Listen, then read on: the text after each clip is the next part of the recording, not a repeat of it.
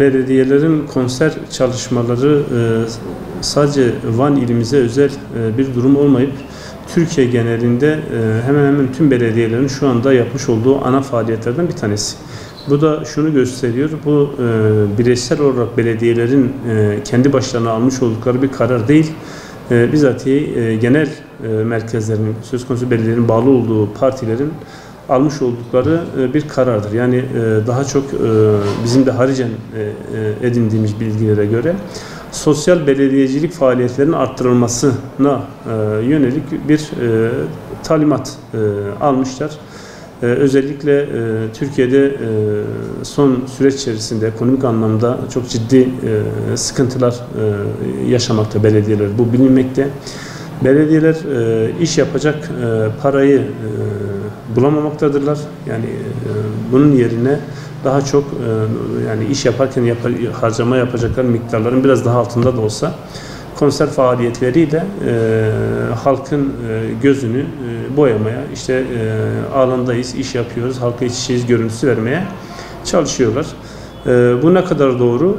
Elbette ki ekonomik darboğaz içerisinde olan bir ülkenin, ekonomik darboğaz içinde olan insanların gözünün içine sokula sokula bir takım sanatçıların halka göre ciddi miktarda paralarla getirilip burada konser verilmesi,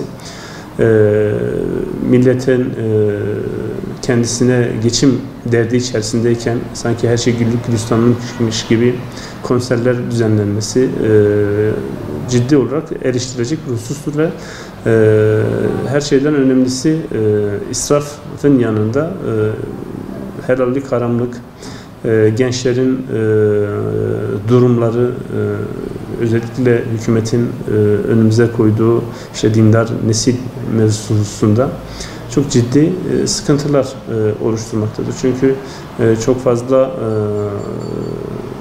ahlaki kurallara dikkat edilmeksizin yapılıyor. Hatta getirilen kimi sanatçılar açık olarak bir takım ahlaki dini kavramlara yönelik olarak beyanları da basına yansıyor. Bunları görüyoruz. Dolayısıyla bu tür sanatçıların getirip gençlerin önüne örnek olarak konulması da ayrı bir sıkıntıdır. Yapılan israf işinin yanında. Ben bu belediyecilik anlayışına çal oyna belediyecilik ismini koydum. Yani çalıp oynuyorlar. Başka yaptıkları bir iş yok. Tuşba, İpek Yolu, Edremit, Büyükşehir Belediyesi, özellikle konser faaliyetleri dışında hiçbir faaliyetlerini göremiyoruz. En temel faaliyet olan belediyelerin en temel hizmeti olan yol hizmetleri, üst yapı hizmetleri, asfaltlama hizmetleri tamamen unutulmuş.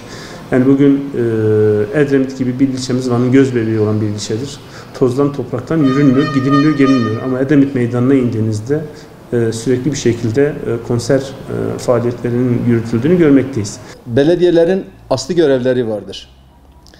Belediyelerin asli görevlerini yaparken bir de aynı zamanda kültürel bazı etkinliklerin de yapılması doğaldır.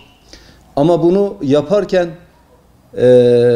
en önemli hizmetlerden başlamak lazım. Yani eğer ki bir altyapı sorunu hala bitmemişse, eğer ki yeteri kadar o ilde üst yapı, yani yeşil alan, çocuk parkları, yollar,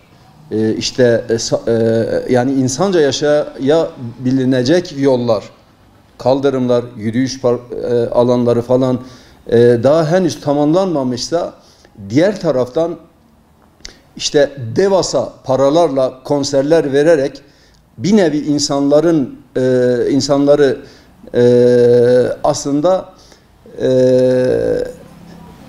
gerçek hizmeti bir tarafa bırakıp yüzeysel olarak insanların aklıyla alay etmek demektir.